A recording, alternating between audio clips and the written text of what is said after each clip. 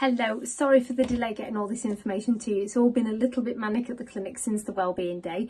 So yeah, just want to send you a little video about your scar tissue and what we were talking about. So I've got the little model here. Just one of the key things that I wanted to remind you was just, so this one's the abdominal surgery one, slightly less layers than when we look at sort of bone surgeries. So looking at repairing bones or replacing joints. But when we think abdominally, pelvic, you know, when you're going into body cavities, there are all these layers. And when they cut through one layer after another to be able to get from skin level into the organs, any one of those layers can accidentally tether. So this was the one that we passed around. Looking at where scarring on the surface, just here, that sort of fairly healthy looking scar. But behind the surface, it can have these little bands that are tethered. The slightly more unpleasant version is the one where it's really tethered in, where literally skin is stuck to fat, fat is stuck to muscle, and you've just got this bound up mess. So that picture that I drew, I did try and get the flip chart out so I could take photos of, but it wasn't working. Where scar tissue, the collagen fibres, they don't just go in line with the fibres that they're repairing. They crisscross, they point in all sorts of different directions. And the problem is when they're doing that, as they contract, they pull in. So they draw skin into muscle.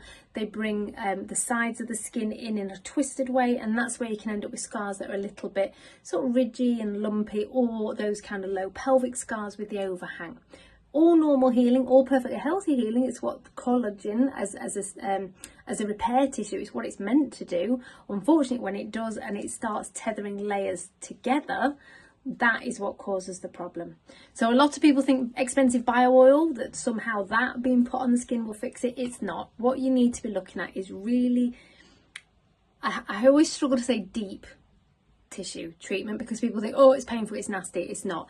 The kind of treatments we do, which is called myofascial release, it's all very hands on the surface, gently moving. So the plan being you move these layers so that you start to get this kind of freedom of movement in the layers. And you may never get rid of the tight adhesions, but you take them from being bound up, no movement, to being natural movement between those layers.